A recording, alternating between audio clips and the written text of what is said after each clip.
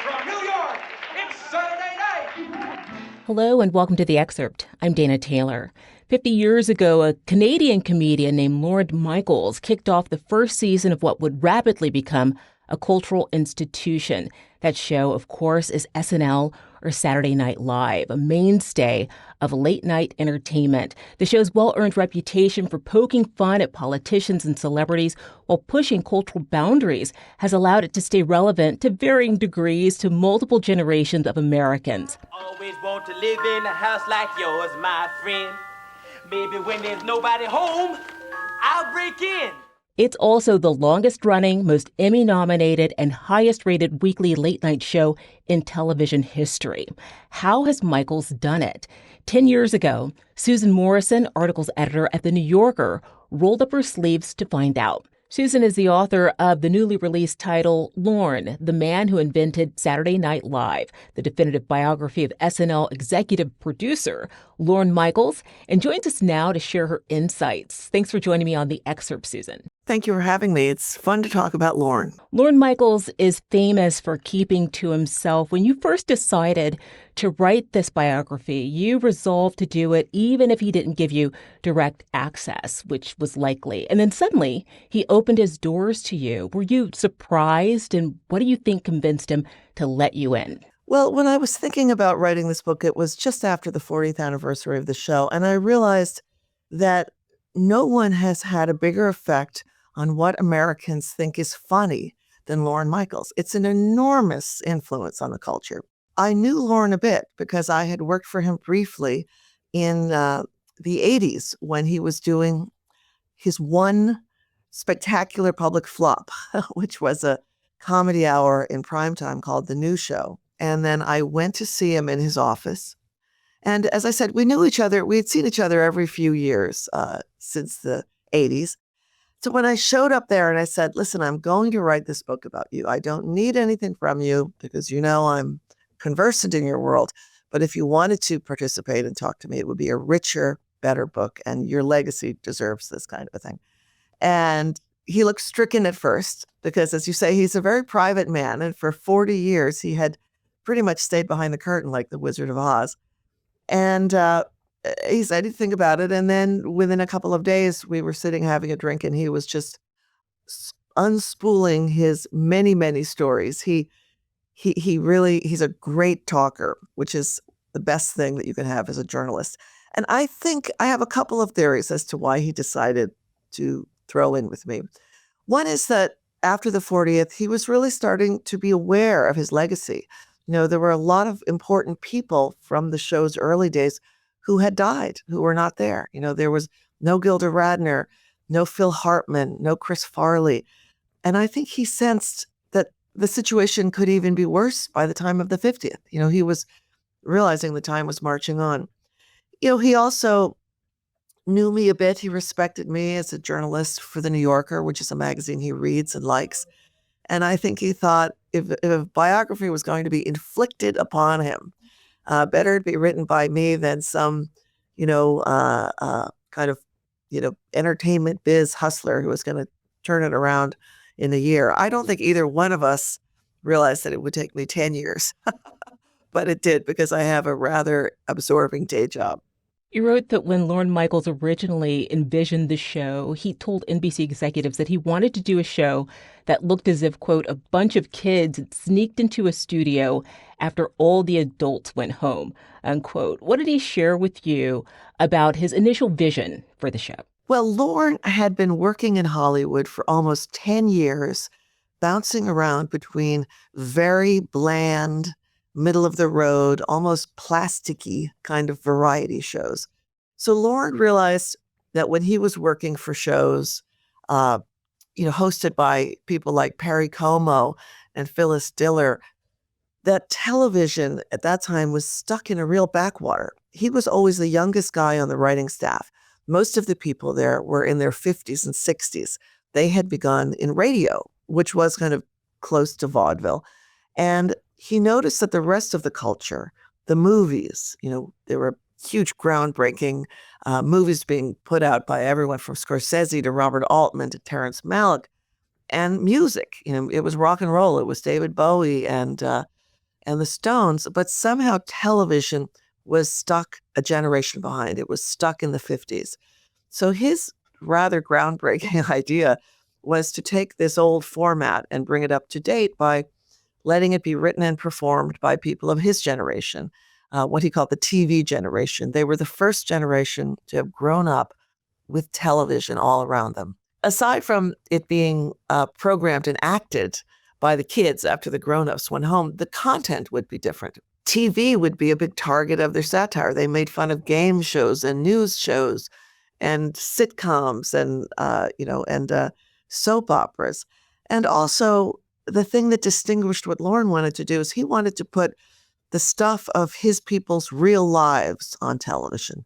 He wanted there to be sketches about, you know, your pot dealer and, you know, complicated sex and drugs, rock and rolls, relationships, and the fact that, you know, everyone got mugged in New York City every other day in the 70s. It was really a far cry from what you were seeing on the Donnie and Marie show.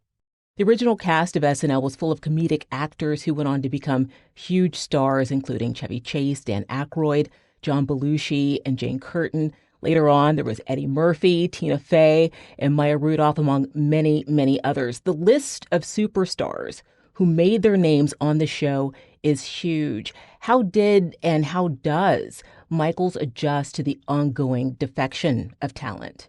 Well, Lorne likes to say that he's the world expert in what happens to people when they get famous. It's happened to him so many times. But what's interesting about the fact that he has turned out to be such a star maker, and the show has produced so many stars, is that in the beginning, that was the farthest thing from his intention. He hired people who were complete unknowns. You know, they had never been on television. He didn't want anybody who had been on television. He was more interested in hiring people who had a little bit of theater experience. He always said that he had one foot in the theater. And he kind of envisioned this troupe of the not ready for primetime players as almost being background characters. So toward the middle of the first season of the show, Chevy Chase became a breakout star. He was on the cover of New York Magazine. And I think the headline was, "I'm Chevy Chase and you're not." Chevy Chase is the heir apparent to Johnny Carson. This really threw Lorne. He had no idea that a star would emerge from his show.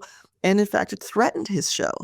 Once Chevy was, getting movie offers and on the phone with a host all the time, it really disrupted the ecology of the show. Everybody was like, wait a minute, he's the star? What am I, chopped liver? And it introduced an element of competition into the family feeling of the show. What he learned, a couple of years later, Belushi left after Animal House. Then Dan Aykroyd left because he wanted to make the Blues Brothers movie. And he started to recognize that that was going to be the permanent state of this show, that over all the decades, people would come, they would be green and grateful, and then they would develop. And, the phrase he uses a lot is they would build a bridge strong enough that they could walk across it and move on to the next thing. He realized that, like New York City, which is the show's home, SNL exists to be in a permanent state of flux. Buildings will come down, new buildings will go up. In the same way, the cast has to remake itself again and again, like a phoenix rising from the ashes. I'm picturing the SNL studio surrounded by scaffolding, which is what I think of when I think of New York City. Exactly. In the book, you chronicle how each week's show comes together, beginning with Monday and ending with a 90-minute, somewhat magic window of time between the dress rehearsal and the live show when it all comes together. Tell me about that. It's so fascinating to be actually at the show every day of the week because each day has its own particular set of tasks and imperatives. And Monday starts, it's very mellow. Everyone is just getting to know the host, trying to make the host feel that it's going to be fine. This isn't going to be scary. Everybody has your back. But day by day, the tension ratchets up. It's almost like the Hunger Games, if you think about it. On Wednesday, they read 4 hours worth of comedy sketches. But everybody in the room knows that by Saturday night, there are only going to be 7 or 8 left. And what's interesting about watching Lorne is that he is very attentive to everybody else's opinion all during the week. He listens to what everybody says, what everyone's opinion is. In fact, I've seen him have a little sheet of paper at a meeting and kind of gently tick off people's names as they've spoken because he wants to hear from everybody. And what happens on Saturday, it's almost like Superman coming out of a phone booth. That all changes after dress rehearsal. Lorne is the decider. He is in charge. He has sat through the dress rehearsal in a little foxhole, a dim space under the audience bleachers where he watches the dress rehearsal on a monitor. And he takes it all in. It's like he has 10 eyes and 15 ears and barks changes and commands and orders. And, that lighting cue is off. You cut to the door.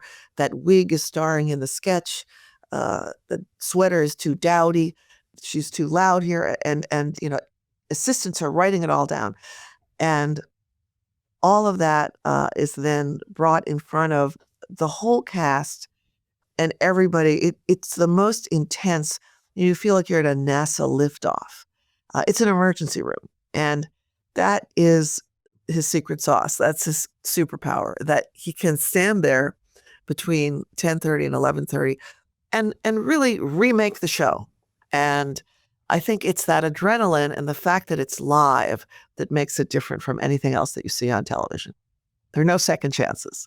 The show is known for what you've called its blistering political satire, and both Republicans and Democrats have seen themselves lampooned on a regular basis. How does Michaels think about the show's impact on how Americans see politics? Well, he's always felt that what the show's obligation was to speak truth to power and to needle whoever it is who's in office. The first season, Dan Aykroyd did a hilarious Jimmy Carter impersonation, and probably the most well-known sketch featuring him was Carter in his call-in radio show talking a caller down from a bad acid trip. It was so incredibly funny. Of course, they did Bill Clinton. They did Obama. So he doesn't see it. Sometimes I think he feels pressure from outsiders and sometimes even from his young cast members for the show to really function as an arm of the Democratic Party. But that's not what he's doing. He's going for where the laughs are. If Bill Clinton is funny, I'm thinking of Daryl Hammond as Clinton making his Secret Service jog past and into a McDonald's, then that's where he's going to go.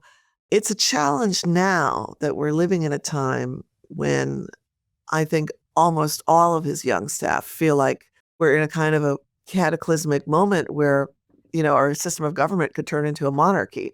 And there's a real pressure from within the show to really hammer on Donald Trump. And they certainly have hammered on him. There a lot of different performers have played him ably.